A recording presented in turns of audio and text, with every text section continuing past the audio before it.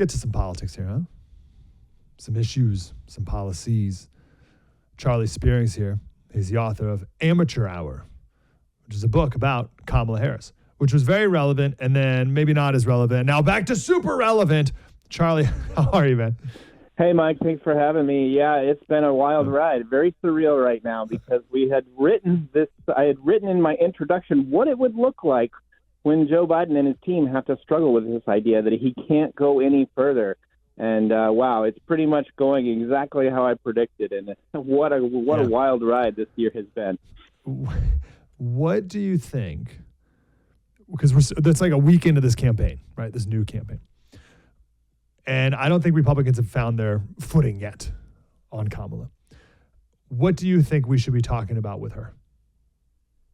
Well, absolutely. She's got a long record, and so people need to examine that record. They need to go back and look at that failed 2020 campaign and realize who the real Kamala Harris is, someone who will say or do anything to get power, someone who has said and done a lot of things that are pretty on the far left, to really understand who she is and where she would take our country. She's walked all of those things back, right? She says she's not for Medicare for all.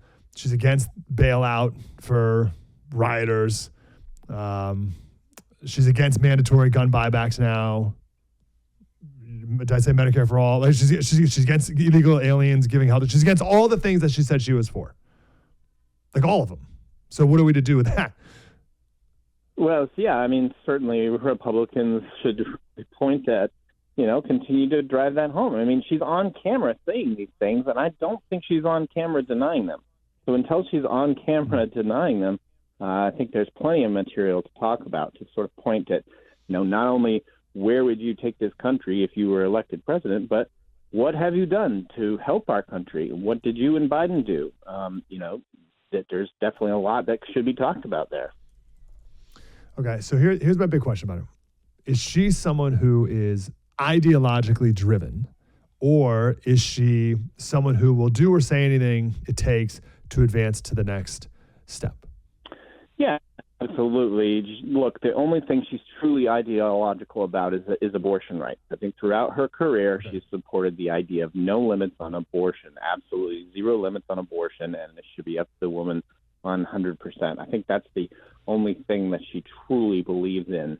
I think everything else is up for grabs, right? She's said all different things on issues like immigration, climate change, green energy, any other thing. And, as I talk about in the book, she said and did everything during her 2020 campaign, but voters viewed her as not serious and someone who just craved power. I think that if Republicans will really want to, attack her record, I think it's important to portray her as someone who just craves power and doesn't necessarily crave any solutions for the government. Okay. All right, that's important to know that difference. Now, here's another thing that I've been trying to square. I'll get your thoughts on. And I've told the story that when she was the Attorney General in California, when I was out there, we passed Prop 47. This is the original, you can steal whatever you want, don't worry about it, as long as it's not under $950. And we saw it spread across the country. Obviously, everyone's watched videos of people stealing everything from CVS and stores and all the rest. So it started in California. And Kamala Harris was the Attorney General. She's the one who wrote the title of the bill and tricked everyone. It passed 59%. And it was called the Safe Neighborhoods and Schools Act. And that's how it passed. That's some real good selling right there. Isn't that amazing, right? Like that's so devious. So she's obvious. So there's an example of her soft on crime. And there's other examples of that as well that we've shared, like not pursuing the death penalty for the cop killer when she was DA. We've shared stories like that. But then conservatives are also critical of her for when she was DA, she was tough on some things, like some crime things. Like she would like put marijuana users in jail. And she would put parents whose kids didn't go to school. She'd arrest them and fine them, if not put them in jail too. So which is it? Like, is she tough on crime or is she way too soft on crime? Yeah, that goes way back to her first campaign, which I write about in the book. She ran a little bit, there was already a pretty hard leftist in the district attorney's office in San Francisco. His name is Terrence Hallinan. He was kind of the anti-Rudy Giuliani. He didn't pursue, petty crimes. He only focused on serious crimes. But Kamala Harris ran to the right of him, saying that he was failing communities of color. He was failing women. He was failing to protect their community. And certainly she kind of ran, and she had this famous line, it's not about being soft on crime or hard on crime. It's about being smart on crime. Well, smart on crime turns out to be whatever's politically smart for Kamala Harris. And that's how she kind of got her political start. How did she become vice president? Well, it's definitely an issue. You look back in the summer of 2020, and you had a lot of black Democrats really advocating that Biden pick a woman of color, to be the vice president and to be his running mate. And a big part of it was so then it narrowed the field so much that it became, a very short list. Kamala Harris, Susan Rice, Representative Val Demings, and there was Karen Bass, the famous Castro lover from California, was also on this list. So the list was very short, and Kamala effectively, behind the scenes, Kamala and her supporters effectively wielded enough power to sort of make the other candidates look really bad by comparison, and focus intently on how she was the least risky possibility. But I don't think even the Biden administration realized just how risky she was. Wow, that's so good. That's unbelievable. Listen, life's all about timing, right? That's true in so many different ways. Maybe never more so than her. When she happened to rise up during a time with the Black Lives Matter and all that stuff, where a presidential candidate would even think to say, I'm only going to choose a black woman. And that narrowed it down to 4. and she happened to be one of the 4. Wow, that's crazy. Amazing. And I write about this. Okay, so she's definitely. I write about this in the book. How the Biden family was not huge Kamala fans, but people in the party, leaders in the party, especially former President Barack Obama, said, "Look, let bygones be bygones." Obviously, the debate attack that Kamala launched against Joe Biden for being, quote, a racist. So, it took a lot for the Biden family to sort of, forget that attack against Joe Biden and sort of bring her into the fold. What has Biden and the Biden family thought of her since as VP? Yeah, Joe Biden really wanted kind of a buddy VP. He was looking for a close partner, someone who would work well with him, and he really felt that Kamala Harris was suited to do that. But as soon as they got into office, the exact opposite happened. Kamala Harris was very defensive, very protective of her own political brand. She wasn't there to help Joe Biden take serious issues off his plate. The Biden team frequently came to Kamala asking her to do stuff, and she, flat out refused. And eventually, Biden famously promised that he'd have lunch with Kamala Harris every week.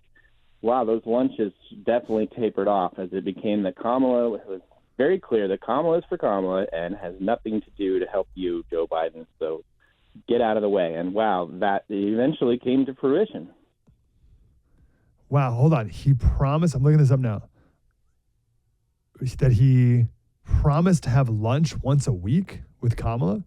Right. This was a common practice for Biden and Obama when Obama was president and Biden was vice president. It was this thing that they had where they would, as much as they could, they would meet once a week for lunch. And sort of Biden made the same kind of promise to Kamala. But it was definitely, those lunches definitely tapered off when things grew a little thorny in the West Wing. Wow, that's amazing. Okay, now that she's running the show, who's really running the show? Who in her campaign? And actually, let me do a question before that. She notoriously, this has been going back to her DAs and Attorney General. She is terrible to her staff. So is it true that 92% of her vice presidential staff has left since she started in 2021? And if that's true, who's hanging around still to even run the show for her? Right. So much good reporting has been done about this, and I talk about it in the book about how she's just a horrible boss. She's ruthless to her staff. She's very demanding. And people in Washington are fine working with a very demanding boss as long as they see the fruits of their labor reflected in their rise to power. Kamala Harris is frequently seen as someone who doesn't do the work, who won't take the time to put in the effort to make everything work. And so the staff is increasingly frustrated by someone who's very thin-skinned, sees perceived grievances around every corner, someone who's very demanding, and someone who just, up until a couple weeks ago was not going anywhere in her political career. That's right. That's for sure. So who's running the show now for her? And here's, I guess, my other question for that, the side of that is she really smart or is she dumb? Well, she's certainly very good at perceiving power and how to get power. And so we've seen that throughout her career. So she has the ability to sort of show up and demand a position at the table, push forward. And even in the past couple of months, look, her first part of her vice presidency was sort of strewn with these sort of moments of unseriousness where it was clear she didn't really care for the job that she had, and she was just only in interest of pursuing future power. That's where her biggest mistake, her biggest weakness lies, is when you're just you get the job, but then you're not necessarily interested in doing the job. You're just looking for the next job. I think that's definitely why Kamala Harris's first 3 years were kind of seen as a disaster by many Democrats. Well, hopefully this is the end of her political career. 97 days left or so. The book is called Amateur Hour, Kamala Harris in the White House by Charlie Spiering. Charlie, thanks for talking to us. Appreciate it. You bet. Thanks for having me back.